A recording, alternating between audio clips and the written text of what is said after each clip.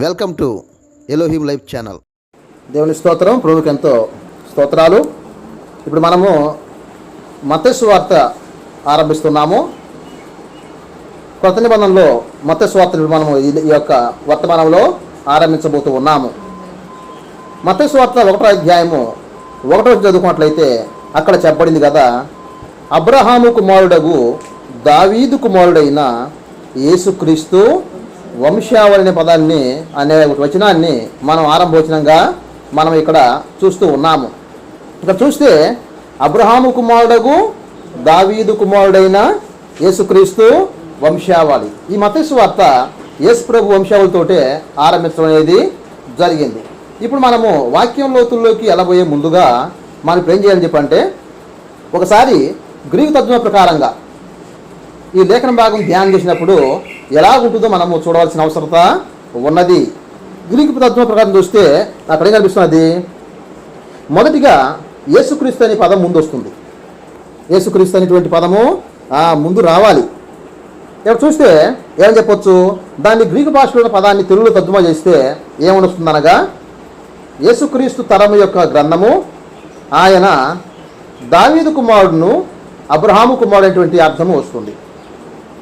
యేసుక్రీస్తు తరము యొక్క గ్రంథము, ఆయన దావీదు కుమారుడు అబ్రహాము కుమారుడు అనేటువంటి అర్థము గ్రీకు భాష ప్రకారంగా వస్తుంది.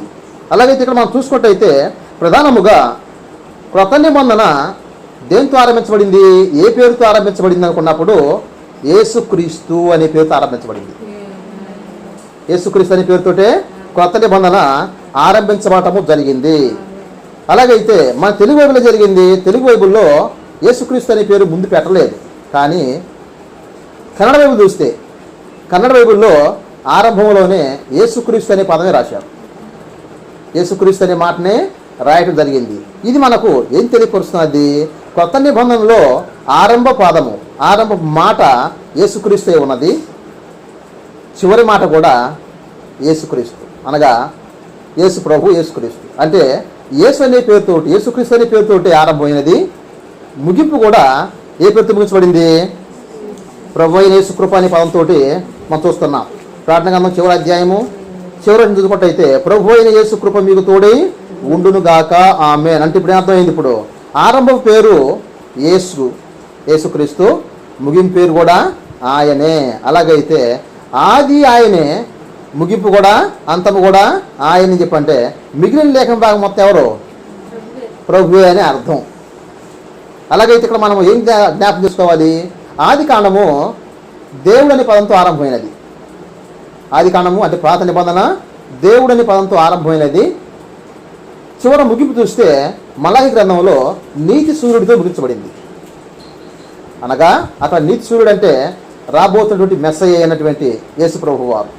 ఆ తర్వాత బాప్తిస్మ యోహాను తోటి, అంటే ఏలియాగా ఉన్నటువంటి బాప్తిస్మ యోహాను తోటి ముగించబడింది.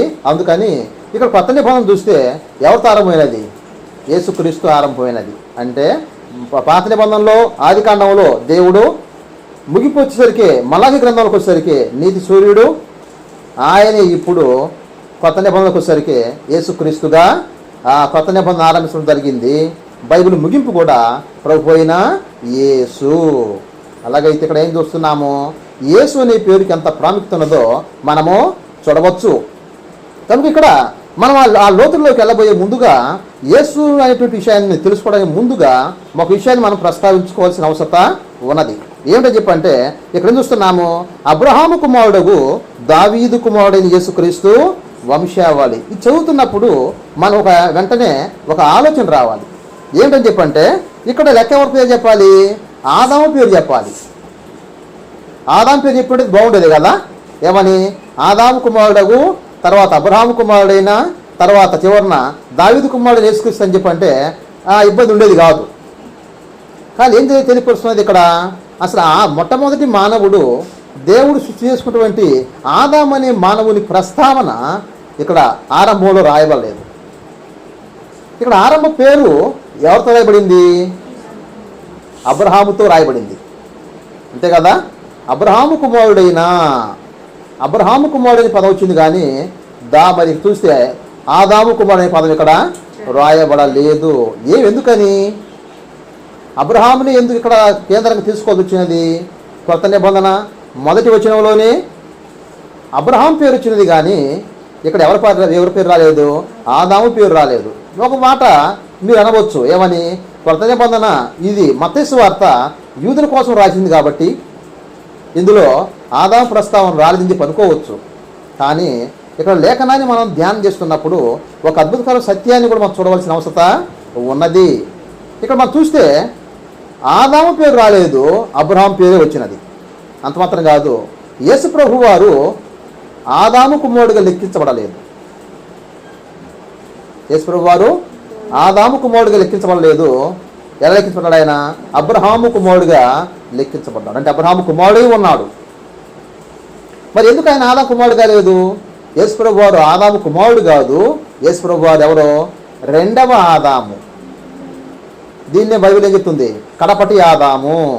అనగా ఈ విశ్వంలో ఇద్దరు ఆదాములు ఉన్నారు. ఒక ఆయన దేవుడు సృజించినటువంటి మొదటి మానవుడు, ఆయనే ఆదాము. అయితే రెండవ మానవుడు దేవుడు పంపిన ఆదాము. ఈయన సృజించబడ్డ ఆదాము కాదు. కనుక లోకములో ఇద్దరు ఆదాములు ఉన్న సంగతి మనం మర్చిపోకూడదు. అలాగైతే రెండవ ఆదాము ఎందుకు వచ్చాడు? రెండవ ఆదాము రావాల్సిన అవసరం ఏమిటిది? మనం ప్రశ్నించుకున్నప్పుడు మొదటి ఆదాము విఫలం చెందాడు కాబట్టి ఎంతగా విఫలం చెందాడో ఇప్పుడు మనము చూసిన తర్వాతనే తర్వాత అంశంలోకి మనము వెళ్ళబోతూ ఉన్నాము. మనకు అందరికీ ఏం తెలుసు?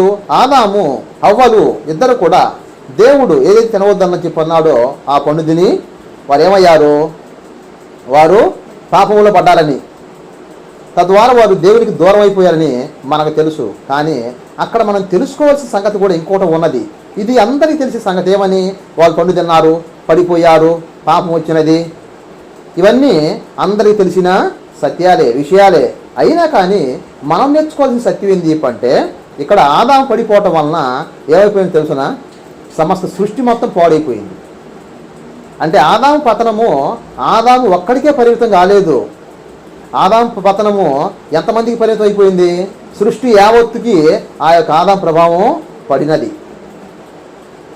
తద్వారా ఎప్పుడైతే ఆది మానవుడు పడ్డాడో అన్ని తరాల వారు ఏమైపోయారు? పూర్తిగా ఆదాము స్వభావం కలిగిన వారే ఉన్నారు. ఆదాము స్వభావం ఏం తెలుసునా? దేవునికి వ్యతిరేకమైన స్వభావం. అందుకనే ఆదాముకు మరో పేరు ప్రాచీన పురుషుడు. మనకి ఇవన్నీ ఎక్కడ తెలుస్తాయి? మనకి ఇవన్నీ కొత్త నిబంధనలో పౌలు పత్రికలోకి వెళ్ళినప్పుడు తెలుస్తాయి తప్ప పౌలు పత్రికలో మనం వెళ్ళకపోతే అక్కడ ఆ విషయాలు మనకు అర్థము కావు. అందుకని ఇక్కడ మనం ఏం జ్ఞాపకం పెట్టుకోవాలి? ఆదాము పతనం వలన ఏమైపోయాము? ఇప్పుడు అందరం పాడైపోయాము. అందువల్ల మనకు పత్రికలకు వెళ్ళేసరికి ఏమర్థం వస్తుంది? పత్రికలకు వెళ్ళేసరికి ఆదాము యొక్క స్వభావము అది ప్రాచీన స్వభావమైనది. అందుకని ఆదాము ఏమంటారు? ప్రాచీన పురుషుడు. ఇక ఆ తర్వాత మనం కనుక చరిత్ర చదువుకుంటూ వస్తూ ఉంటే మనకి ఏమర్థం వస్తున్నది? ఆదాము వంశులు పుట్టిన వారందరూ ఏమయ్యారు? జలప్రళయంలో నశించారు. అనగా దాని అర్థము దరిదాపుగా దేవుణ్ణి కాదనుకున్న పరిస్థితి. ఇంకా చూస్తే ఆ తర్వాత మనకేం కనిపిస్తున్నది? ఆదికాండం 11వ అధ్యాయానికి వచ్చేసరికి అక్కడ ఏమయ్యారు? మరలా ఆదాము సంతతి పెరిగారు. కానీ అక్కడ ఏం చేసే తెలుసున? పూర్తిగా దేవుణ్ణే వద్దనుకున్నారు. దేవుడికి వ్యతిరేకముగా తిరుగుబాటు చేయడం అనేది జరిగినది. అందుచేత దేవుడు ఏం తెలుసున? పూర్తిగా ఆదాము సంతతికి సంబంధించిన వారందరినీ, అనగా ఆదాము జాతికి సంబంధించిన వారందరినీ కూడా దేవుడు ఏం చేసి వచ్చింది? ఇప్పుడు ఆయన వదిలివేసుకోవాల్సిన పరిస్థితికి వచ్చింది. దేవుడే వదిలివేసుకోలేదు, కానీ మానవుడు ఆ విధంగా దేవుణ్ణి దుఃఖపెట్టాడు, బాధ పెట్టాడు. అందువల్ల ఇప్పుడు ఏమైపోయింది? ఇప్పుడు ఆదాము సృష్టించబడ్డ మానవుడు. అలాగైతే సృష్టించబడ్డ ప్రతి మానవుణ్ణి దేవుడు వదిలివేసుకోవడం జరిగింది. అంటే ఆదాము సంబంధించిన ప్రతి ఒక్కరిని ఆయన వదిలివేసుకున్నాడు. ఆయనకు ఆదాము సంబంధించిన వారిలో, సృష్టించబడ్డ వారిలో ఉన్న వారిలో ఆయనకు ఎటువంటి ఆశ లేదు. అందుచేత ఇక్కడ దేవుడిని తెలుసున? దేవుడు ఆదాము జాతి యావత్తుని వదిలివేసుకున్నాడు. అలాగని చెప్పిన మానవాన్ని వదిలేసాడు చెప్పంటే మానవాన్ని వదిలేలేదు ఆయన. ఎవరు వదిలేశారు? ఆదాము జాతి సంబంధించిన వారిని, అనగా సృష్టించబడినటువంటి మానవులకు సంబంధించిన వారిని వదిలేసినాడు, కానీ పూర్తిగా మానవ జాతిని మాత్రం వదిలేయలేదు. ఈ భేదం మనం గమనించాలి. అలాగైతే ప్రేషుడు ఆయన ఇప్పుడు అబ్రహాం అనే మానవుని పిలుచుకున్నాడు. ఇప్పుడు దేవుడు కావాల్సినది అబ్రహాములాగా పిలువబడ్డ వారే కావాలి. అలాగైతే ఇప్పుడు పిలువబడిన జాతినే దేవుడు ఎన్నుకున్నాడు. ఇది మనం జ్ఞాపకం పెట్టుకోవాలి. అలాగైతే ఇక్కడ సత్యము మనకు ఏం తెలియపరుస్తున్నది? ఇక్కడ ఆదాముకి దేవుడు ఆయన ఈ భూమి మీద రాజును చేసినా కానీ ఆయన నిలుపుకోలేదు, పడిపోయాడు. తద్వారా మానవ జాతి యావత్తు పడిపోయింది. ఎంతగా పడిపోయింది తెలుసునా? మానవ జాతి యావత్తు పూర్తిగా సాతాను నిండిపోయిందాక. సాతాను కూడా ఇక నేను ఇంతకంటే మానవుణ్ణి పడగొట్టలేను, ఇక నా వల్ల కాదు అనుకునేంతగా అపవాది మానవుణ్ణి చేశాడు, పూర్తిగా పాడు చేశాడు. ఆత్మ ఏమైపోయినది? చనిపోయినది. మానవాత్మ చనిపోయింది. అందుకని ఈరోజు మానవుడికి ఏం తెలియటం లేదు. మన ఆత్మ గురించి ప్రస్తావన ఏమాత్రం కూడా అసలు ఆనువాడు అనేటువంటిది కూడా మనకు లభ్యం కావటం లేదు. రక్షించబడిన తర్వాత వస్తుందని అనుకోండి, నేను కాదనటం లేదు. రక్షించబడిన తర్వాత ఆత్మ యొక్క ప్రస్తావన మనకు వస్తుంది, కానీ రక్షించబడక మునుపు ఆత్మ యొక్క ప్రస్తావన మనము గుర్తించలేము. అలాగైతే ఆత్మ ఏమైపోయినది? మరణించినది. ప్రాణం ఏమైనది? దేవునికి శత్రువు అయిపోయినది. దేహము శరీరంగా మారిపోయి సాతానుకు నివాస స్థలంగా అయిపోయినది. ఇటువంటి పరిస్థితుల్లో ఇక దేవుడు చూడెక్కడం చెప్పండి? ఆత్మ వెళ్ళిపోయినది, ప్రాణాయామం సాతాను స్వాధీనంలోకి వెళ్ళిపోయినది, దేహము అనగా శరీరంగా మారిపోయి ఏమైపోయినది? అపవాదికి నిలయంగా మారిపోయినది, నివాస స్థలంగా మారిపోయినది. ఇటువంటి సమయంలో దేవుడికి మనకి ఎక్కడ చోటు ఉన్నదే? రావడానికి చోటు ఉన్నదని చెప్పంటే చోటు లేదు. అంతగా ఆదాము చేసిన పతనం అనేటువంటిది మనల్ని పాడు చేసింది. అలాగైతే ఇకను మనం ఎక్కడ ఉండకూడదు తెలుసిన? ఆదాములో ఉండకూడదు. ఎక్కడ రావాలి? అబ్రహాములోకి రావాలి. అందుకని కొత్త నిబంధన ఆదాము పేరుని ప్రస్తావించలేకపోయింది. ఇది మనం జ్ఞాపకం పెట్టుకోవాలి. ఆరంభంలోనే ఇక్కడ ఎవరి పేర్లు వచ్చాయి? అబ్రహాం పేరు వచ్చినది, తర్వాత దావీదు పేరు వచ్చింది, కానీ ఆ ఆదాము పేరుకి ప్రస్తావన లేకుండా పోయింది. కారణము ఆదాము వల్ల మనందరం పొందుకున్నది దేవుని ఉగ్రతను మాత్రమే. దేవుని ఆశీర్వాదాన్ని పొందుకోలేకపోయాము. ఈ దేవుని ఆశీర్వాదాన్ని మనం ఎక్కడ పొందుకున్నామని చెప్పంటే అబ్రహాములో పొందుకున్నాం. అందుకని ఇప్పుడు మనం ఏం కావాలి తెలుసునా? ఆదాములో నుంచి అబ్రహాములోనికి బదిలీ కావాల్సిన అవసరం ఉన్నది. నేను ఇంకా కూడా ఆదాములోనే ఉంటాను, దేవుణ్ణి నమ్ముకుంటానని చెప్పంటే అది జరిగే పని కానే కాదు. అది అసాధ్యమవుతుంది. అందుకని మనకు ఈ విషయాలు అర్థం కావాలని చెప్పంటే గల్తీ పత్రికకు వెళ్ళినప్పుడు అక్కడ క్షుణ్ణంగా అర్థమవుతాయి. అందుచేత మనం ఇప్పుడు ఏం నేర్చుకోవాలి? ఆదాములో ఏ మానవుడు కూడా ఉండటానికి ఇష్టపడకూడదు. అందుకే రెండవ జన్మ అనేది మానవునికి అత్యవసరం అయిపోయినది. మొదటి మానవుడు పుట్టిననగా ఈ భూమి మీద తల్లిదండ్రులు పుట్టిన ప్రతి మానవుడు ఏమై ఉన్నాడు? ఆదాముకు సంబంధించిన వాడే ఉన్నాడు. ఇప్పుడు ఆ వ్యక్తి ఏం కావాలి? అబ్రహాములోకి బదిలీ అవ్వాలి. ఆదాము నుంచి అబ్రహాములోకి బదిలీ అవ్వాలి. ఆ బదిలీ కావటం కోసమే యేసుక్రీస్తు ప్రభువారు ఈ భూలోకానికి వచ్చాడు. అబ్రహాముకి దేవుడు చేసిన వాగ్దానాలలో పాలువంపులు పొందడం కోసం గాను యేసుక్రీస్తు ప్రభువారు మనకు ఆదికి తీయడం కోసం గాను ఆయన ఈ భూమి మీదకు వచ్చాడు. అలాగైతే ఇప్పుడు మనం ఏమై ఉన్నాము? ఆదాములో నుంచి బదిలీ చేయబడి అబ్రహాములోకి వచ్చి ఉన్నాము. అందుకని ఇప్పుడు మనం ఎవరమే? అబ్రహాము పిల్లలము, అబ్రహాము కుమారులమై ఉన్నాము. ఇది అందుకనే ఇక మనకు కొత్త నిబంధన ఆరంభంలో ఆదాము పేరు ప్రస్తావించలేదు. కనుక పుట్టిన ప్రతి మానవుడికి ఏం కావాలి? బదిలీ కావాలి. ఎక్కడి నుంచి ఎక్కడికి బదిలీ కావాలి? ఆదాములో నుంచి ఎక్కడ బదిలీ కావాలి? అబ్రహాములోకి బదిలీ కావాలి. ఆ బదిలీ చేసిన వ్యక్తి ఎవరని చెప్పంటే యేసుక్రీస్తు ప్రభువారు. ఆయన ద్వారానే మనం ఏమై ఉన్నాము? అబ్రహాములోకి బదిలీ చేయబడ్డాం, కానీ మన ఏదో గొప్పవారం అని మాత్రము కాదు. అలాగైతే ఇక్కడ అందుకని అబ్రహాము పిలువబడిన జాతికి మూల పురుషుడై ఉన్నాడు. కనుక ఆయన గర్భవాసంలో పుట్టిన వారు ఏమవుతారు? వారు కూడా పిలువబడిన వారే. అలాగైతే వారే పిలువబడ్డవారు, వారే ఎన్నుకోబడ్డవారు కూడా అవుతారు. ఇది మనము చూడవలసిన అవసరం ఉన్నది. అందుకని మత్తయి సువార్తలో అబ్రహాము పేరు ప్రస్తావన వచ్చినది, కానీ ఎవరి పేరు ప్రస్తావన రాలేదు? ఆదాము పేరు ప్రస్తావన రాలేదు. ఇది మనం జ్ఞాపకం ఉంచుకుందాం గాక. ఇప్పుడు ఆ దృష్టికోణం మీదనే ఇప్పుడు మనం ఏం చేయబోతున్నాము?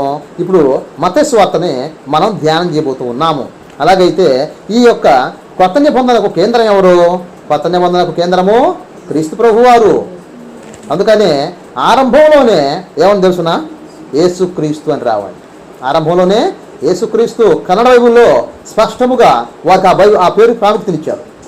నేను చదివినప్పుడు ఆశ్చర్యపోయింది, దేవుడిది వాళ్ళు ఆ పేరు కోసం ఎందుకు ఇంత ప్రయాసపడ్డారు చూస్తే, ఎస్, బైబిల్ కొత్త నిబంధనలో ఆరంభ పేరే యేసుక్రీస్తు, ముగింపు పేరు కూడా ఆయనే. అలాగైతే కొత్త నిబంధన యావత్తుకి కేంద్రము, కేంద్ర స్థానము ప్రభువారై ఉన్నారు. అలాగైతే మరి పాత నిబంధన ఎవరి గురించి చెప్తుంది? ప్రభువు గురించి చెబుతున్నది. కారణము ఆ దేవుడితో ప్రారంభమైనటువంటి ఆది కాండము మలాకీతో వచ్చేసరికి ఏమైపోయింది? నీతి సూర్యుడు రాబోతున్నాడని చెప్పినటువంటి వర్తమానం చెప్పి పాత నిబంధన ముగించబడినది. ఆ నీతి సూర్యుడితోటే కొత్త నిబంధన ఆరంభించబడినది. కనుక ఇక్కడ ఏ పేరు చూస్తున్న? మొదటి పేరు యేసుక్రీస్తు. అర్థమైంది? యేసు క్రీస్తు. అలాగే యేసుక్రీస్తు అంటే అర్థం ఏమిటిది? యేసు అనేది ఆయన పెట్టిన పేరు. అలాగైతే ఆయన చేసినటువంటి మరి క్రీస్తు అంటేనో పరలోకానికి సంబంధించిన పేరుగా ఉన్నది, దేవునికి సంబంధించిన పేరుగా ఉన్నది. అలాగైతే యేసుక్రీస్తు అనగా ఆయన మానవులకు దేవునికి సంబంధించిన వాడే ఉన్నాడు. ఈ విశ్వంలో ఏకైక మానవుడు, అటు మానవత్వాన్ని సంపూర్ణంగాను దైవత్వాన్ని సంపూర్ణంగాను కలిగిన ఏకైక మానవుడు యేసుక్రీస్తు ప్రభువాడు. ఆయన సంపూర్ణంగా ఏమున్నది? మానవత్వం ఉన్నది. సంపూర్ణంగా ఏమున్నది? దైవత్వము ఉన్నది. సంపూర్ణంగా దైవత్వమును మానవత్వమును రెండింటినీ కలిసిన వాడు యేసు ప్రభువారు. ఆయన గురించి తెలియపరిచేదే మనకు పరిశుద్ధ గ్రంథమై ఉన్నది. దాన్ని ఇప్పుడు మనము క్రొత్త నిబంధనలో మత్తయి సువార్త ద్వారా ఆ విషయాన్ని తెలుసుకుంటూ ఉన్నాము. సరే, ఇంతవరకు బాగానే ఉన్నది. యేసుక్రీస్తుని ఇప్పుడు ఏం చెప్పబడింది?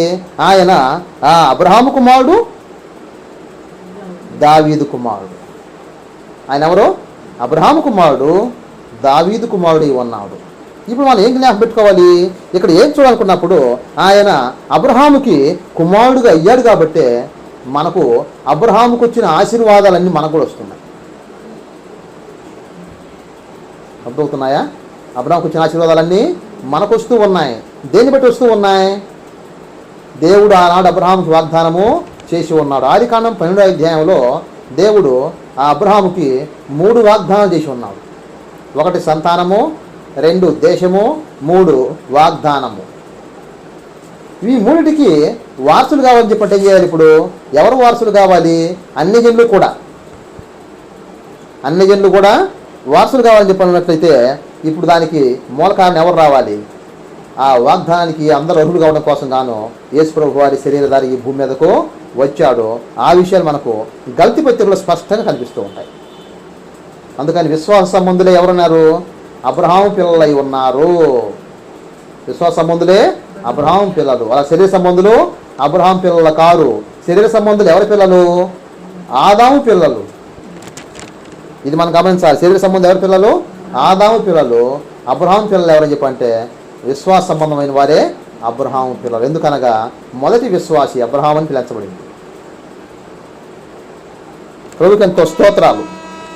ఇప్పుడు మనము అబ్రహాము కుమారుడు దావీదు కుమారుడైన యేసుక్రీస్తు వంశావళి అనే అంశంలోకి మనం చూడబోతూ ఉన్నాము.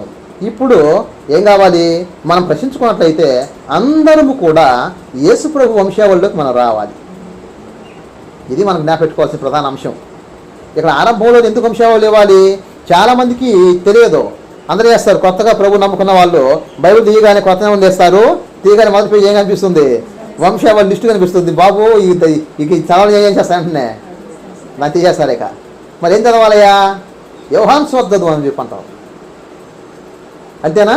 కనుక ఇది మనకి ఏం నిరూపిస్తుందని చెప్పంటే అసలు వాస్తవాలను అర్థం కావటం లేదు.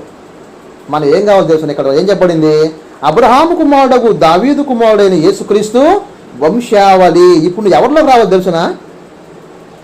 అబ్రహాము కుమారులకు రావాలి. అంటే అబ్రహాం కుమారులకు నువ్వు ఎలా వస్తావు? క్రీస్తు వంశావళి నువ్వు ఉంటేనే అబ్రహాం కుమారుడు అవుతావు.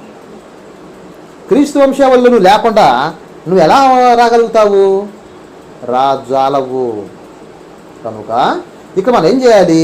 ఇక మన కింద పేర్లు నేను ఎవరు చూపిస్తాను తెలుసునా? అందరూ ఏమన్నారు? క్రీస్తు వంశాలు పర్టికులర్ వాళ్ళకి ఇది అందరూ వీళ్ళందరూ క్రీస్తు వంశాలు పట్టిక చెప్పుకొచ్చి చివరి ఎవరితో ముగించింది? క్రీస్తు ప్రభు వారితోటి ముగించబడటం జరిగింది. కనుక వీళ్ళందరూ ఎవరు తెలుసునా? క్రీస్తు వంశావళులు సభ్యులై ఉన్నారు. క్రీస్తు వంశావళులు సభ్యులు మాత్రమే అబ్రహాము కుమారులు అవుతారు. ఇది మనకు బైబిల్ తెలియపరుచినటువంటి సత్యమై ఉన్నది. అందుకని ఇక్కడ మనం ఏం కావాలి? ఇప్పుడు మనం ఎక్కడ ఉన్నాము అనేది ప్రాముఖ్యమైనది. ఆదాములో ఉంటే మనం దేనికి పాత్రులము?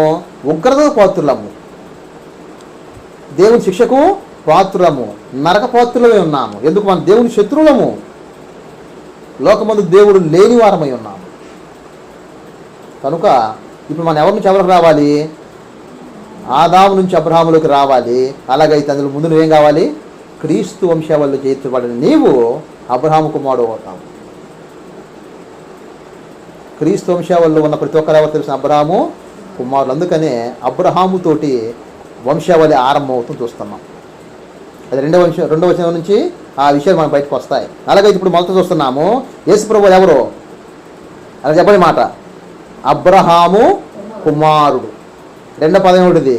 దావీదు కుమారుడు. అలాగైతే ఇప్పుడు యేసు ప్రభువు ఎవరు? యేసుక్రీస్తు వారు ఎవరు? కుమారుడు.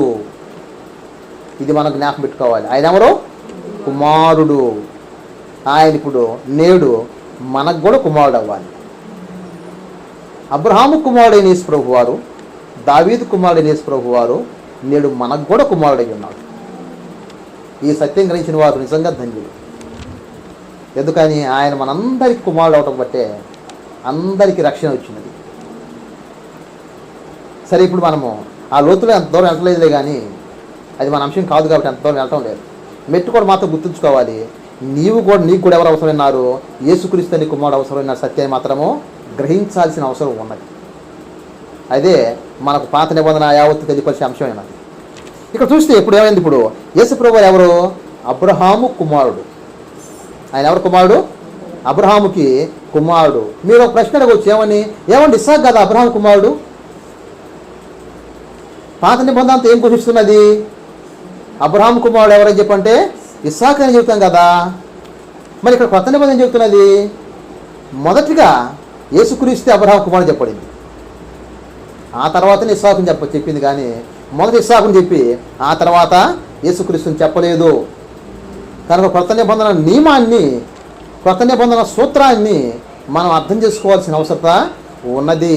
ఇక్కడ అబ్రహాముకి కుమారుడు, నిజమైన కుమారుడు ఎవరని చెప్పంటే యేసుక్రీస్తు ప్రభువు. ఇది మనము జ్ఞాపకం చేసుకోవాల్సిన అవసరత ఉన్నది. మరి ఎందుకని యేసు ప్రభు వారు అబ్రహాము కుమారుడిగా లెక్కించబడ్డాడు? ఇది అర్థం కావాలని చెప్పంటే ఇస్సాకు అర్థమైతే యేసు ప్రభు వారు మనకు అర్థం అవుతారు. ఇస్సాకు అర్థం కాకుండా యేసు ప్రభు వారిని అర్థం చేసుకోవడము కష్టము. ఎందుకని చెప్పంటే ఛాయను బట్టి ప్రస్తుతాన్ని మనము వాస్తవాన్ని గ్రహించాల్సిన అవసరం ఉన్నది. ఎందుకనగా మనకి ప్రస్తుతానికి వాస్తవమైన వ్యక్తి లభ్యంగా లేడు. మనం ఎవరు చూడలేము, భౌతికమైన కళ్ళతోటి చూడలేము. మనం భౌతికమైన కళ్ళతో ఎవరు చూస్తాం చెప్పంటే ఇస్సాకును చూడగలుగుతాము. కనుక ఇప్పుడు యేసు ప్రభు వారు ఎలాగా అబ్రహాము కుమారుడు అయ్యాడు అర్థం కావాలని చెప్పంటే మనకి ఇప్పుడు ఏం తెలియాలి? ఇస్సాకును గురించి తెలిస్తేనే అబ్రహాము కుమారుడుగా యేసు ప్రభు ఎలాగయ్యాడు అనేది అర్థం అవుతుంది. అలాగైతే అబ్రహాముకి ఇస్సాకు కుమారుడుగా ఏ లెక్కలు లెక్కించబడ్డాడని ప్రశ్నించుకున్నప్పుడు ఇక్కడ మనకు రెండు కారణాలు బైబిల్ మనకు స్పష్టంగా తెలియపరుస్తున్నది. ఒకటి మనకు ఎక్కడ కనిపిస్తున్నది? ఆదికాండం 22వ అధ్యాయంలో మనకు కనిపిస్తున్నది. అక్కడ అబ్రహాం వేశాడు, ఇస్సాకుని బలి ఇచ్చాడు. అబ్రహాం ఇస్సాకుని బలి ఇచ్చాడు. మరి బలిస్తున్నప్పుడు ఇస్సాకు ఏమన్నా వద్దన్నాడా? అడ్డగించాడా? అడ్డగించలేదు కదా, అడ్డగించలేదు. అలాగైతే ఇక్కడ ఇస్సాకు ఏం చేశాడు? తండ్రికి విధేయుడయ్యాడు. దేనికి విధేయుడయ్యాడు? మరణిస్తానికి కూడా. మరణంలో కూడా ఇస్సాకు తండ్రిని అబ్రహాముకి విధేయుడయ్యాడు. ఇది నెంబర్ 1. నెంబర్ 2 ఏంటి చెప్పంటే ఇస్సాకు ఎవరిని వివాహం చేసుకున్నారు? రెబ్కా. ఈమె అన్యురాలు. అన్యురాలైన రెబ్కాను ఇస్సాకు వివాహం చేసుకున్నాడు. ఈ రెండు సాదృశ్యాలతోటి మనము ఏం చేయవచ్చును?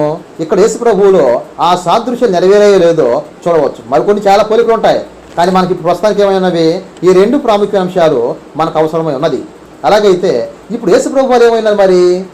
ఏ విధంగా అయితే ఇస్సాకు తన తండ్రి మాటకు విధేయుడై మరణానికి కూడా అంగీకరించాడో అట్లానే యేసుప్రభు వారు ఏమైనారు? ఇప్పుడు ఆయన కూడా మరణం పొందినంతకు విధేయత చూపిన వాడే ఉన్నాడు. వద్దన్నాడా? అనలేదు. శిలువ మీద ఆయన చీళ్ళ కొడుతున్నప్పుడు ఆయన ఏమనలేదు.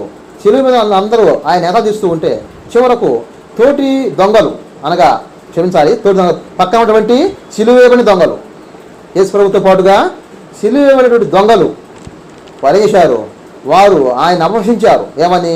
నువ్వు నిన్ను రక్షించుకొని మమ్మల్ని కూడా నీవు రక్షించవచ్చు కదా అని చెప్పి అన్నారు. కానీ యేసు ప్రభు వారు ఏమని అన్నారా? ఏమనలేదు. తండ్రిని వేడుకున్నాడు. ఏమని? తండ్రి వీరేం చేస్తున్నారో వీరు ఎరుగరు కనుక వీరిని క్షమించుము. ఎంత విధేయత చూపించాడు కదా! మరణానికి కూడా విధేయత అంటే మరణమగినంతగా ప్రభు వారు విధేయత చూపించారు. ఇది ఇస్సాకులో ఉన్న పార్శ్వాన్ని ప్రభువులో మనం చూస్తూ ఉన్నాము. అంతగా తండ్రికి విధేయత చూపించిన కుమారుడుగా యేసు ప్రభు వారు మనకు కనిపిస్తూ ఉన్నారు. అలాగైతే ఇది మొదటి పార్శ్వము. రెండో పార్శ్వం ఏమన్నది? రెండో పార్శ్వం చూసుకున్నప్పుడు ఆయన ఎవరి వివాహం తీసుకున్నాడు? అన్యురాలైన రెబ్కాను. వారికి ఏమైనా యెహోవా దేవుడి గురించి తెలుసా? తెలియదు. ఎందుకని? మనకు లేఖనం జ్ఞాపకం తీసుకుంటే యెహోషువ గ్రంథం 24 అధ్యాయం చివరి అధ్యాయం అన్నమాట. అక్కడ చెప్పబడింది అబ్రహాం యొక్క పూర్వీకులు అందరూ ఏమన్నారు? విగ్రహారాధికులు. అక్కడి నుంచి అబ్రహాం బయటకు వచ్చాడు. అందువల్ల మరి మిగతా ఏం చేస్తున్నారు? విగ్రహారాధనే. అలాగైతే ఇది మనకు ఎలా అర్థం అవుతుంది? ఇది అర్థం చేసుకోనుకున్నప్పుడు అబ్రహాం మనవడైనటువంటి యాకోబు భార్య, ఒక భార్య ఎవరు? రాహేలు. పుట్టింటి నుంచి వస్తూ ఏం చేసి తెలుసునా? వారి తండ్రి యొక్క పూజించినటువంటి విగ్రహాలను తీసుకొచ్చుకున్నది. అవునా? వాళ్ళ ఎంటపడతాలే మాట. నువ్వు వస్తే వచ్చావు యాకోబు, నా విగ్రహాలను నువ్వు తీసుకొచ్చావు, నేను శకును చూసి విగ్రహాలు అవే కదా అన్నప్పుడు యాకోబు బాగా కోపం వచ్చింది. నా లేనిపోయిన అపనింద నా మీద తీసుకొస్తున్నాను చెప్పాను. కానీ యాకోబు తెలుసా పాపం? అది ఎవరు తీసుకొచ్చారు? రాహేలు తీసుకొచ్చినది. అలాగే తండ్రి ఎక్కడ బయటపడి పని చేసింది. ఇప్పుడు తండ్రిని కడగా ఉన్నాను, నా దగ్గర రావాకని చెప్పాను.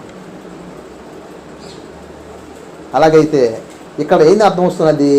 వారి విగ్రహాలలో విడిపోయారు కనుక ఇప్పుడు రెబ్కా ఇస్సాకు ఏమవుతుంది? అన్యురాలు. అలాగే ఇస్సాకు ఎవరిని వివాహం చేసుకున్నాడు? ఇప్పుడు అన్యురాలను. అలాగైతే మరి యేసు ప్రభు వారు ఎవరిని వివాహం చేసుకున్నారు? సంఘమును. అర్థమైందా? సంఘం ఎవరు? అన్యుల్లోంచి కొనబడే సంఘము. అలాగైతే ఇశ్రాయేలు లేనట్లు ఉన్నారు ఎంతమంది? అవునా? చాలా తక్కువ మంది. కానీ ఇప్పుడు సంఘం అంతా ఎవరు? అన్యులు. అలాగైతే సంఘం అన్యులకు సంపర్చబడింది కనుక ఈ అన్యుల్ని యేసు ప్రభు వారు రేపు వివాహం చేసుకోబోతూ ఉన్నారు. అందుకని ఇక్కడ ఇస్సాకులో ఉన్న పార్శ్వాలు స్పష్టంగా ఎవరు నెరవేరాయి? అబ్రహాం యేసు ప్రభు వారిలో నెరవేరాయి. కాబట్టి యేసు ప్రభు వారు ఇప్పుడు ఏమైనారు? అబ్రహాముకి కుమారుడై ఉన్నాడు. అందుకని అక్కడ చెప్పబడింది కదా, నీకు ఒక్కడే ఉన్న కుమారుడు, నీ సంతానము. అసలు గల్తీ పత్రిక చాలా స్పష్టంగా చెప్పుకొస్తుంది అనమాట. ఏమని చెప్పుకొస్తున్నది? యేసు ప్రభు వారి నిజంగా అబ్రహాము కుమారుడని. అనేక సంతానములకు అనక సంతానము, ఈ పదం గమనించాలి. అది కల్తీ పత్రికలోనే మనకు 3వ అధ్యాయంలో మనకు కనిపిస్తున్నది. సంతానములకు అనక ఏమని చెప్పబడింది అక్కడ? సంతానము అనే పదాన్నే మనము చూస్తాము. అలాగైతే ఇక్కడ చూస్తే 16 చదువుకుంటున్నాం. అక్కడ గల్తీ పత్రిక 3:16 అబ్రహామునకును అతని సంతానమునకును వాగ్దానం చేయబడెను, ఆయన అనేకులను గూర్చి అన్నట్టు సంతానములకు అని చెప్పక ఒకని గూర్చి అన్నట్టే నీ సంతానమునకు అనిను, ఆ సంతానము క్రీస్తు. ప్రభువుకి ఎంతో స్తోత్రాలు. అలాగైతే ఇప్పుడు మనం ఏం అర్థం చేసుకోవాలి? అబ్రహాముకి నిజమైన కుమారుడు ఎవరనుకున్నప్పుడు క్రీస్తు. ఆ క్రీస్తు ఎలాగుంటాడు చూపించే ఛాయ ఇస్సాకై ఉన్నాడు. అర్థమవుతున్నాయా? అబ్రహాముకు నిజమైనటువంటి కుమారుడుగా ఉన్నటువంటి యేసు ప్రభువు ఎలాగుంటాడో చూపించే ఛాయ. అంటే ఏం చెప్పుకోవచ్చు? ఒక నిజమైన వ్యక్తి ఉన్నాడు, అతని ఫోటో ఉన్నది. ఆ నిజమైన వ్యక్తి యొక్క ఫోటో ఎవరు? నిజమైన వ్యక్తి ఫోటోయే ఇస్సాకు. అయితే ఇప్పుడు మనం ఎవరిని చూడాలి? ఇక నిజమైన వ్యక్తిని చూడాలి. అందుకని నిజమైన వ్యక్తిని చూడక మునుపు ఏం చేసేటప్పుడు ఆయన ఇస్సాకును నన్ను చూసుకోమని చెప్పాను. అలాగే ఇస్సాకు ఎవరు పోలిక ఉన్నాడు? క్రీస్తు ప్రభు వారికి సాదృశ్యముగా ఉండటం జరిగినది. అలాగే అందుకని అక్కడ ఉన్నాడు కదా, అనేకుల గుచ్చి అన్నట్టుగా కాకుండా సంతానం అని చెప్పకుండా ఏం చెప్పారు? సంతానము. ఈ వాగ్దానం ఎక్కడ చెప్పబడింది? ఆదికాండం 12వ అధ్యాయం చెప్పబడింది. నీ సంతానం నేను ఆశీర్వదించేదను అనే పదాన్ని అక్కడ మనం చూస్తాము. కనుక యేసు ప్రభువు ఎవరు? అబ్రహాముకి నిజమైనటువంటి కుమారుడై ఉన్నాడు. ఇక రెండో మాట చూసుకుందామండి. తర్వాత ఏం చెప్పబడింది? అబ్రహాము కుమారుడు దావీదు కుమారుడైన యేసుక్రీస్తు. రెండో పాదం చూస్తే యేసుక్రీస్తు వారు ఎవరికి ఇప్పుడు కుమారుడై ఉన్నాడు? దావీదు కుమారుడై ఉన్నాడు.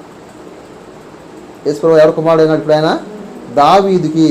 అలాగైతే దావీదుకి నిజమైన కుమారుడు ఎవరు అనుకున్నప్పుడు సొలొమోను అనుకుంటా ఉంటాం. సొలొమోను ఛాయ. అలాగైతే నిజమైనటువంటి సొలొమోను ఎవరు తెలుసునా? యేసు ప్రభు వారు. అందుకని ప్రభు వారు మత్తయి సువార్త 12వ అధ్యాయం అన్నారు కదా, ఏమన్నా తెలుసు అక్కడ? సొలొమోను కంటే గొప్పవాడు ఎక్కడ అని చెప్పన్నాడు. అలాగైతే సొలొమోన్ని మించిన వాడు ఎవరు? ప్రభువారు. అనగా నిజమైనటువంటి దావీదు కుమారుడు సొలొమోను కాదు, ప్రభు అయిన యేసుక్రీస్తు వారు. ఈ సంగతి మనకు 2వ రాజుల గ్రంథం 7వ అధ్యాయంలో మనకు 12-13 వచనాలు అక్కడ మనకు స్పష్టంగా కనిపిస్తున్నది. అక్కడ కూడా వాగ్దానం చేయబడినది. అలాగైతే ఇప్పుడు సొలొమోనులో మనం ఏం చూడవచ్చు? ఇప్పుడు క్రీస్తుకు ఇచ్చిన పార్శ్వాలను మనం 2 చూద్దామండి. సొలొమోనులో చూడవచ్చు మనము క్రీస్తుకు ఇచ్చిన పార్శ్వాలను 2 చూడబోతున్నాం. అవి ఒకటని చెప్పంటే సొలొమోను ఆయన ఎవరు? జ్ఞాని. అవునా? ఆయన జ్ఞానవాక్కులు వినటానికి గాను షేబా దేశపు రాణి ఆమె అక్కడ వచ్చింది. ఆమె తన దేశం వదిలిపెట్టేసి సొలొమోను జ్ఞానవాక్కులు వినటం కోసం గాను ఆమె ఇశ్రాయేల్ దేశం వచ్చి సొలొమోను దగ్గర జ్ఞానవాక్కులు విని ఆమె యెహోవా దేవుని తెలుసుకున్నాడు. అవునా? అలాగైతే మరి యేసు ప్రభువు ఎవరు? సొలొమోను కంటే శ్రేష్ఠుడు, గొప్పవాడు. సొలొమోను కంటే గొప్పవాడు ఎక్కడ ఉన్నా చెప్పబడింది. మరి ఇప్పుడు యేసు ప్రభువు వారు సొలొమోను నిజమైన సొలొమోను అని ఎలా చెప్పగలుగుతావు? ఇది మనకు అర్థం కావాలని చెప్పంటే సొలొమోను గొప్పవాడని చెప్పి లోకానికి ఎలా తెలిసింది? ఒక తీర్పును బట్టి తెలిసినది. ఏం తీర్పు అది? 2 స్త్రీలు 2 కుమారులు, అంతే కదా? తల కుమారుని కన్నారు వాళ్ళు. అదే చేసింది ఒక ఆమె, మంపు ఆమె తన కుమారుడి మీద పడింది. ఆమె నిద్రలో ఏం అర్థం కాక చచ్చిపోయాడుగా. పొద్దున్నే చూసుకుందామె, ఇదేమంటారు శ్వాస హట్టలేదు అనుకుంది అని వేసింది. వెంటనే బతుకున్న ఒళ్ళు నుంచి తీసుకొచ్చి ఏం ఒళ్ళు వేసుకొని చచ్చిపోయిన వాడిని అవతల వదిలేసింది. తల్లి కదా చూసింది, ఇదేమో నా పిల్లగాడు కాదు అనుకున్నది. చూస్తే ఆ ఊళ్ళో ఉన్నాం. నా పిల్లలు తెచ్చుకొని చెప్పంటే చచ్చిపోయాడు నీ పిల్లని చెప్పని తగువైనది. తగు కాస్త ఎక్కడికి వెళ్ళినది? సొలొమోను దగ్గరికి వెళ్ళినది. ఆయన అప్పుడే రాజు అయ్యి ఉన్నాడు. జనం అందరూ ఒకటే ఉత్కంఠ, ఏం చేస్తాడయ్యనా? వయసులో చిన్నవాడు, ఇప్పుడు జనానికి ఏం తెలుస్తాడబ్బా?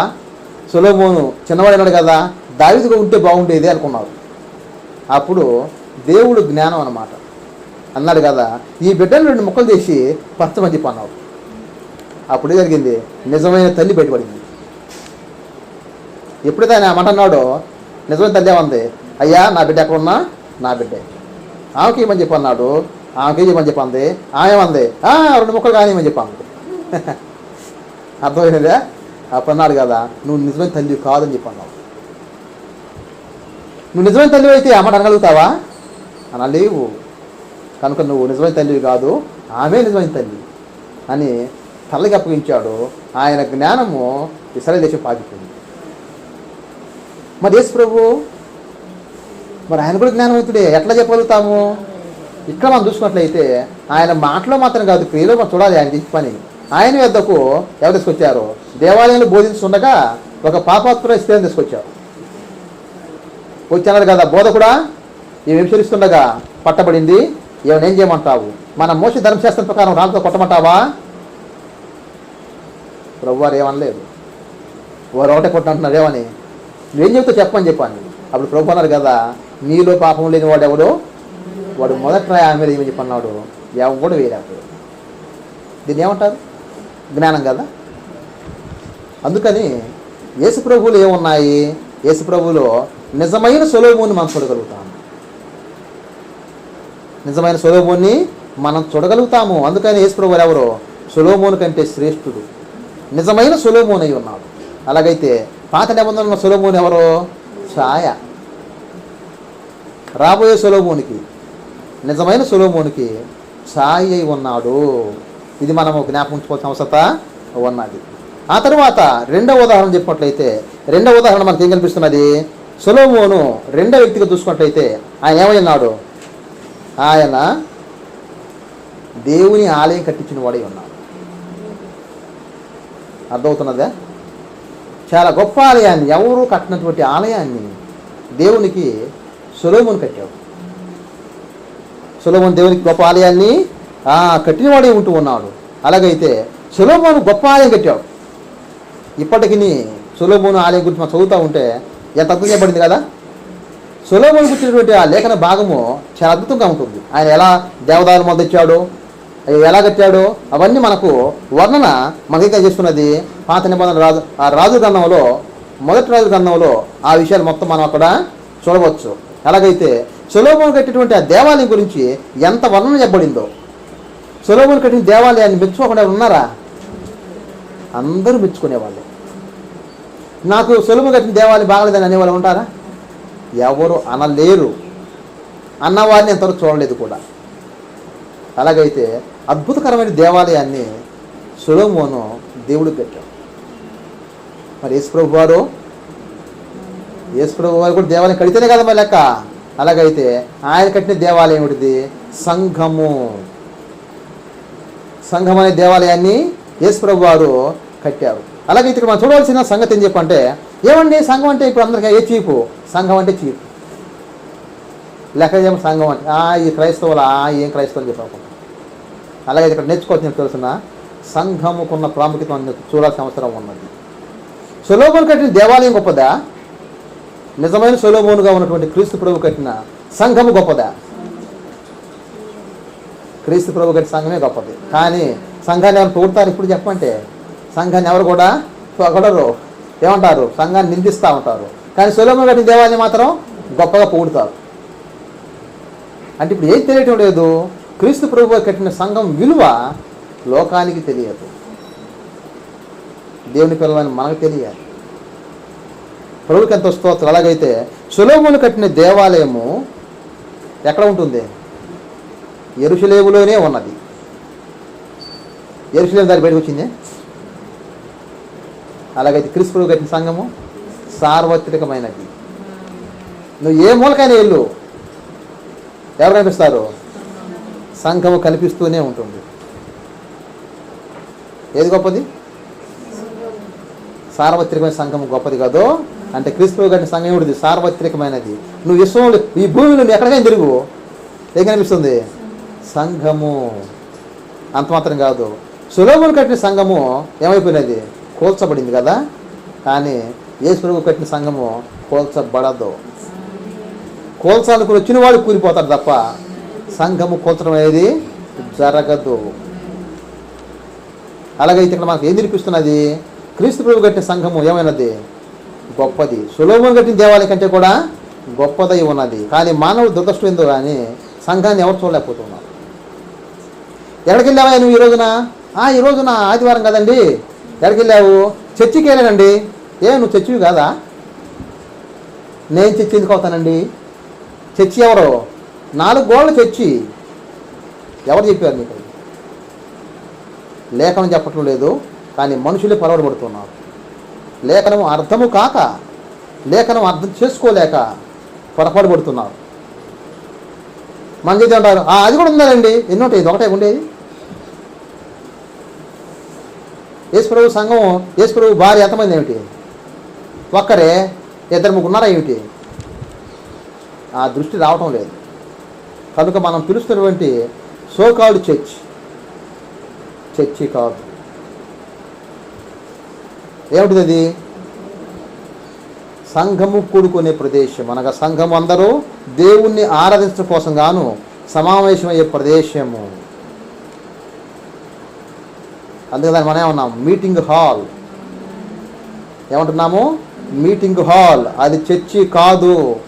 నిజమైన చర్చి, నిజమైన సంఘము ప్రభువుని నమ్ముకుని రక్షించబడ్డ పిల్లలందరూ. కనుక ఈ దృష్టి మనకు రావాలి. అలాగైతే దేన్ని నాశనం చేయలేరు? యేసు ప్రభు గారి సంఘాన్ని ఎవడం నాశనం చేయలేరు.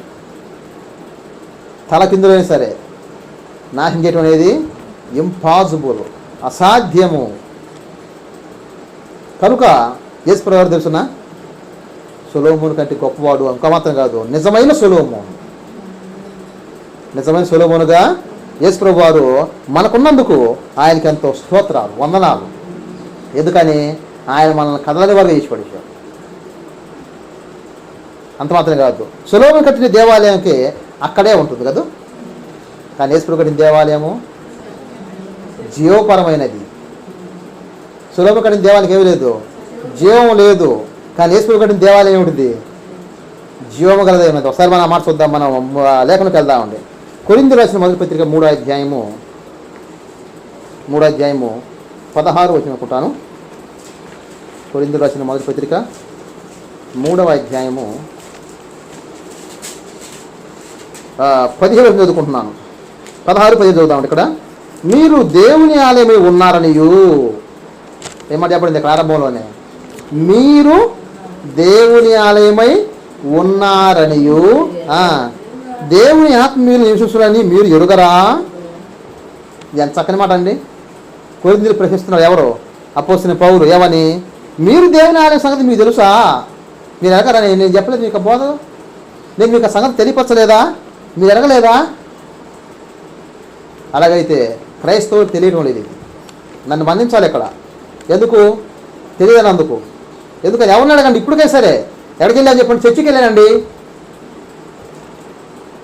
4 గోడల చర్చి అని ఎవరు చెప్పారు నాయన? 4 గోడల చర్చి కాదు. నీకు గనక కొత్త నిబంధన సూత్రం అర్థమైతే నువ్వు ఏనాడు కూడా 4 గోడల చర్చి అని పిలవలేవు. ఎందుకని? అపోస్తలుడు పౌలు అన్నమాట, మీరు దేవుని ఆలయమై ఉన్నారు. దేవుని ఆలయం ఎవరు? క్రీస్తు చేత కొనబడిన వారు, స్వరక్తం ఇచ్చి సంపాదించుకున్న సంఘమే ఆలయము. రాళ్ళ కోసం దేవుడు ప్రాణం పెట్టాడా? ప్రభు తన స్వరక్తాన్ని రాళ్ళ కోసం ఇచ్చాడా? లేదా దాన్ని దూరాల కోసం ఇచ్చాడా? ఇవ్వలేదు. క్రీస్తు తన స్వరక్తం ఇచ్చి సంపాదించిన సంఘాన్ని అందరిలో లేఖనం చెబుతారు, కానీ అది మనమేం సంగతి చూడరు. 4 గోడలు కాదని ఎందుకు తెలుసుకోలేకపోతూ ఉన్నారు? క్రీస్తు భార్య ఒకరే కదా, ఇద్దరు ముగ్గురు లేరు కదా, ఎందుకు తెలుసుకోవడం లేదు? మనం వెలిగించబడదు గాక. అందుకన్నాడు కదా. ఇప్పుడు మనం చూస్తే ఏం చెప్పబడింది? మీరు దేవుని ఆలయమై ఉన్నారనియు దేవుని ఆత్మ మీలో ఉన్నాడని నివసిస్తున్నాడనియు మీరు ఎరుగరా? దేవాలయం అంటే ఎవరు ఉండాలి? దేవుని ఆత్మ. మనకు పరిశుద్ధాత్ముడు ఉండాలి, అంటే దేవుడే. అలాగైతే మనలో దేవుడు లేడా? ఉన్నాడు. ఎక్కడ ఉన్నాడు ఆయన? మన ఆత్మలో ఆత్మై ఉన్నాడు. మన ఆత్మ దేవుని పరిశుద్ధ అతి పరిశుద్ధ స్థలము. మన ఆత్మ ఏమైనది? అతి పరిశుద్ధ స్థలము. అతి పరిశుద్ధ మన ఆత్మలో ప్రభు దేవుడు ఉన్నాడు, ఆత్మ ఉన్నాడు. అలాగైతే ప్రాణం ఏమైనది? పరిశుద్ధ స్థలమై ఉన్నది.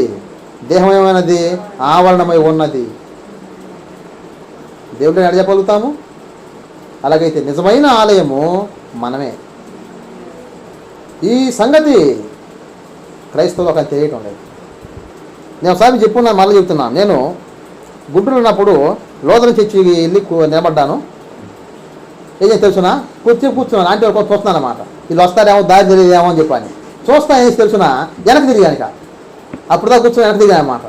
ఇక అక్కడ పనిచేసేటప్పుడు ఆయన అంటే అందులో చర్చి మెంబర్ అనమాట. చర్చిలో అన్నారు కదా, ఎరా ఎటు చూస్తున్నావు అని చెప్పన్నాడు. ఎటు చూపిస్తున్నావు? నీ ముట్టి చూపిస్తున్నావు దేవునికి అని చెప్పన్నాడు. ఇదేమిటి నాకు మైండ్ అర్థమైంది. గిర్రం తిరిగి ఒకసారి ఏదండి అని చెప్పన్నాను. ఎటు చూపి చూడాలి నువ్వు, ఇటు తిరిగా అని చెప్పాను. నాకు అర్థం కాల అప్పుడు దాకా. ఎందుకు అన్నాడు నాకు అర్థం కాల. తర్వాత కొద్దిగా ఆలోచించాడు, ఎందుకు అన్నాడు ఈయన ఏమని చెప్పాను. అన్నాడు కదా ఆయన అక్కడ దేవుని పరిశుద్ధ స్థలం ఉందని నీకు తెలియదా? ఓహో, అంటే పరిశుద్ధ స్థలం ఎక్కడ ఉన్నది? వెనక భాగం అన్నమాట. మరి పాస్టర్ కూర్చుంటారు కదా, అది తప్పు కదా? ఆయన నువ్వు సమానమా? పిచ్చివాడు. ఏం చేయటం లేదు. 4 గోడలు చర్చి అని, అందులో ఒక భాగం, చిన్న భాగం అధిపతి స్థలం అని ఎవడు చెప్పాడు? లేఖనం చెప్తున్నదా? కొత్త నిబంధన నిరూపిస్తుందా ఆ మాటనే? మీరు ఆలయం, మీరు ఆలయం. 4 గోడల ఆలయం చెప్పని క్రైస్తవ సమాజం చెప్తుంది. మోసపోతున్నది. మనం నేర్చుకుందాంగా. అలాగైతే క్రీస్తు ప్రభు కట్టింది ఎవరు తెలుసునా? ఆయన కట్టిన దేవాలయాన్ని. ఆయన కట్టినది మామూలు రాళ్లతో కట్టుకున్న దేవాలయం కాదు. ఏం దేవాలయం కట్టాడు ఆయన? పేతురు రాసిన మొదటి పత్రిక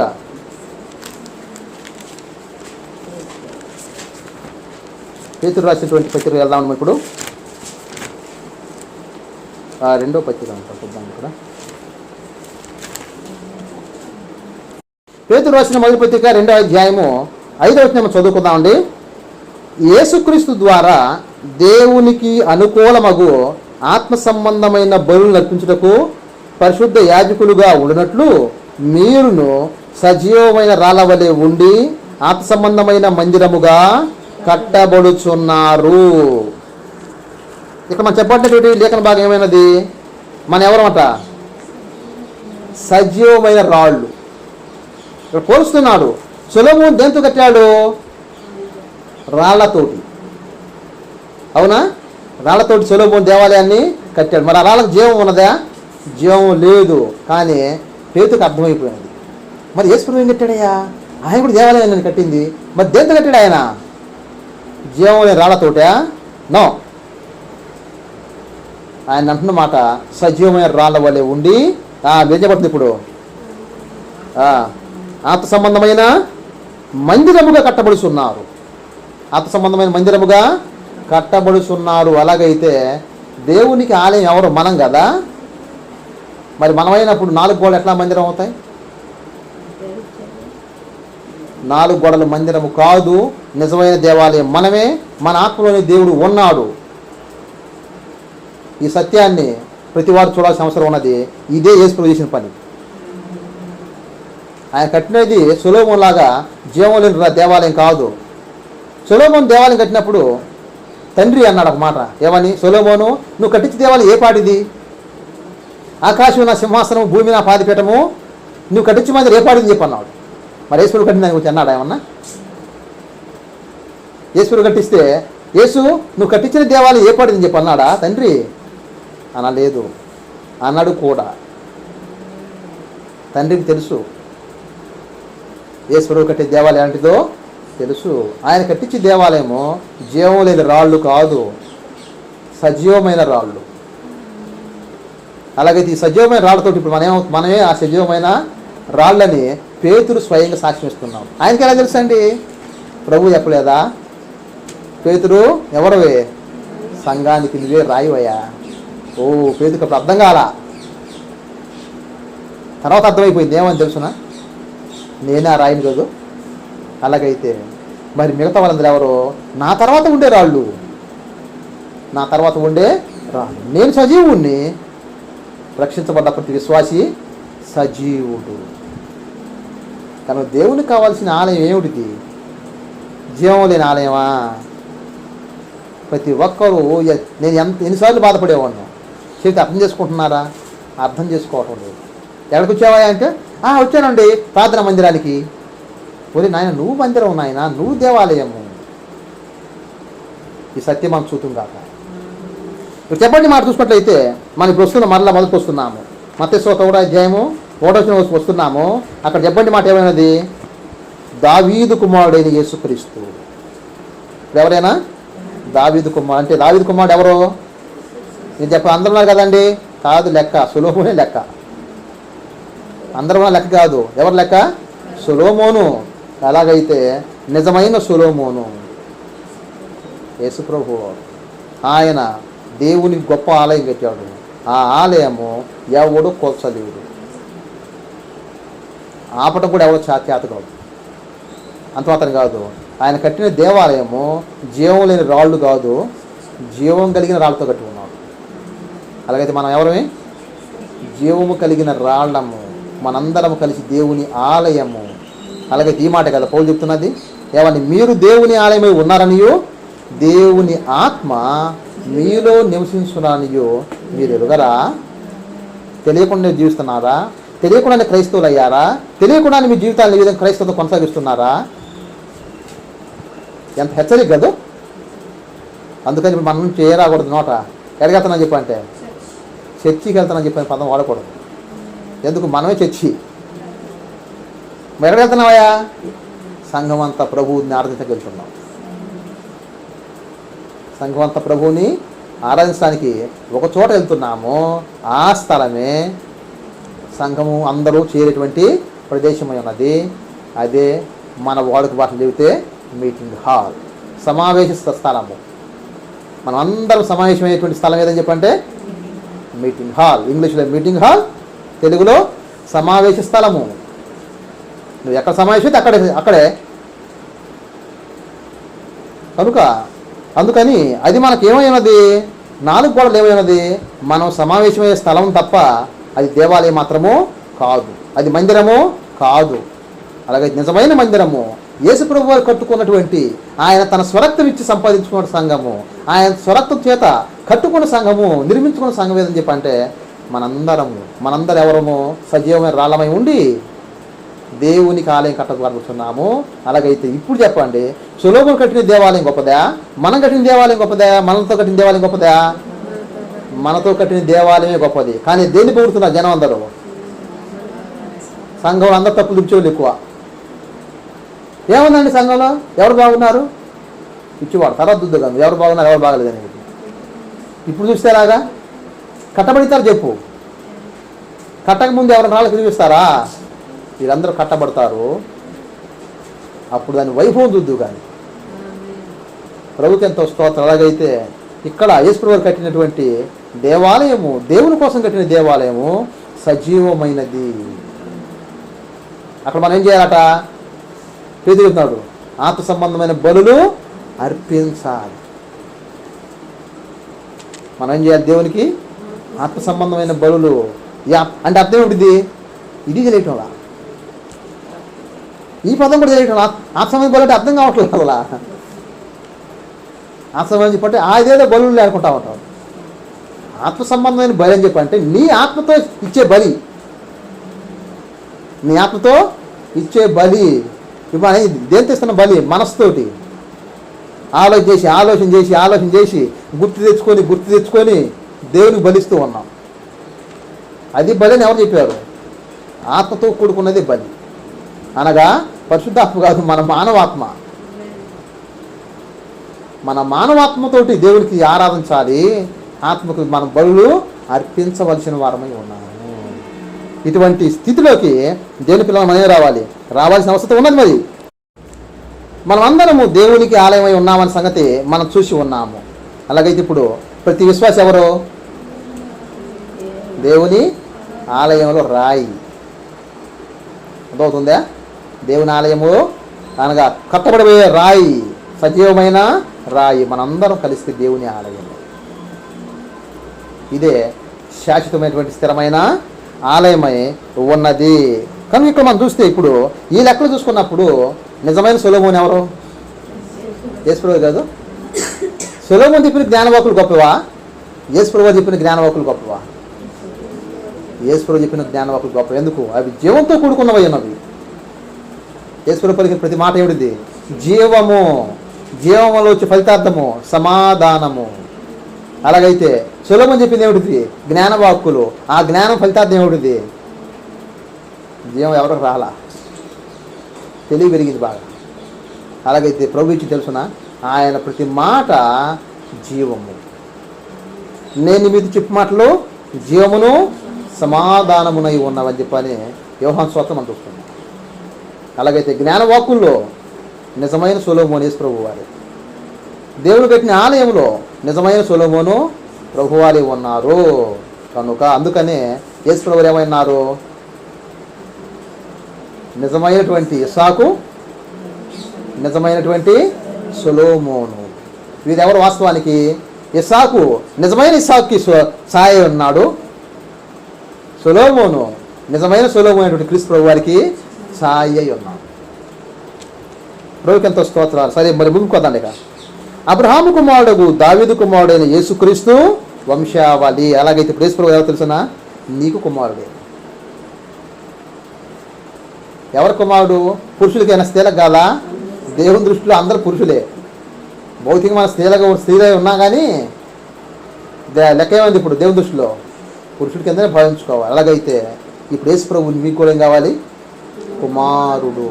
అందుకు ఆయన పేరు ఏం పేరు తెలుసునా? మనిషి కుమారుడు. ఆయన పేరు ఏం పేరు? మనిషి కుమారుడు. అర్థం ఏమిటిది? మనుషులు అందరూ కుమారుడు అని అర్థం. మనిషి కుమారుడు అదే పేరు కాకండి. మనిషి కుమారుడి పేరు అని కాదు ఇక్కడ అర్థం. మనిషి కుమారుడు అర్థం ఏమిటిది? ఆయన మనుషులు కుమారుడు. అలాగైతే నీకు కుమారుడే, నాకు కుమారుడే, తర్వాత పుట్టబోయే వారికి కూడా ఆయన ఏమై ఉన్నాడు? కుమారుడై ఉన్నాడు. కారణము తండ్రి యొక్క వాగ్దానములను నెరవేర్చేటువంటి ఏకైక కుమారుడు మన ప్రభువైన యేసుక్రీస్తువారు. ఆయనే మనిషి కుమారుడిగా ఈ భూలోకానికి వచ్చి దేవునికి మనలను చేసాడు. ఆయన సమీపస్తులుగా చేసి ఉన్నాడు. దేవునితో ఐక్యపరిచి ఉన్నాడు. ఇప్పుడు దేవుడు మనతో ఏం చేయగలుగుతున్నాడు? ఆయన ప్రభు చేసే పనిని బట్టి దేవుడు మనతో సమాధాన పడ్డాడు. ఆయన మనతో సంభాషిస్తూ ఉన్నాడు. ఆయన మనతో మాట్లాడుతూ ఉన్నాడు. మనం ఆయన మాట వినగలుగుతున్నామని చెప్పంటే సమీపపురాంత దేశంలో ఉన్న దేవుడు ఇప్పుడు మనతో మాట్లాడుతున్నాడు. ఎలాగా? క్రీస్తు ప్రభు ద్వారా. కనుక మనం ఏం నేర్చుకొని బద్దలమై ఉన్నాము? మనకు ఇప్పుడు యేసు ప్రభు ఏమైనా మనకు కూడా ఒక పార్శ్వంలో ఆయన మన కుమారుడే. అలాగైతే మన జీవితంలో ఆయన కుమారుని స్వీకరించిన ఎంత ధన్యత కదా. ఎప్పుడైతే నువ్వు యేసు ప్రభువుని స్వీకరిస్తావో ఏమవుతావు? అబ్రహాము కుమారుడిగా ఎంచబడతావు. ముగింపు చెప్పుకున్నామండి. అబ్రహాము కుమారుడు దావీదు కుమారుడు యేసుక్రీస్తు వంశావళి. ఇప్పుడు మనం ఎక్కడికి వస్తున్నాము? వంశావళిలోకి వస్తున్నాము. ఈ వంశావళిలో ఎలాంటి వారు ఉన్నారో, ఎవరో ఏ వ్యక్తిత్వాలు ఉన్నాయో ఈ వంశావళిలో మనం స్పష్టముగా మనం చూడబోతున్నాం. మీరేమనుకుంటారు? వంశాలు అనగానే అబ్బా ఎంత మంచి వంశం అనుకుంటారు కదా. అయితే దేవుని దృష్టిలో అంత ఘనమైన వంశావళి మనది. అయితే మన భౌతికమైన కళ్ళతోటి ఎలా ఉన్నదో కూడా మనం చూడాల్సిన అవసరం ఉంది. కనుక ఈ సత్యాన్ని మనం ఏం చేయబోతున్నాము? నెక్స్ట్ రాబోయే వర్తమానంలో మనం చూడబోతూ ఉన్నాము. అలాగైతే మనం చెప్పుకున్నాం. ఇప్పుడు యేసు ప్రభువు ఎవరని చెప్పంటే ఆయన అబ్రహాము కుమారుడు, దావీదు కుమారుడై ఉన్నాడు. నేడు ఆయన మనకు కూడా కుమారుడై ఉన్నాడు. ఆ కుమారుడే మన భారతదేశానికి ఎంత అవసరమై ఉన్నాడు. ఎందుకని? భారతదేశంలో కుమారుడికి ప్రాముఖ్యత చాలా గొప్పది. నేను చదివినప్పుడు చాలా ఆశ్చర్యపడ్డాను. అందరిని రక్షించే కుమారుడు ఈయనే. ప్రభుకి ఎంత స్తోత్రాలు. ఆమేన్. రాబోయే విషయాలని మనము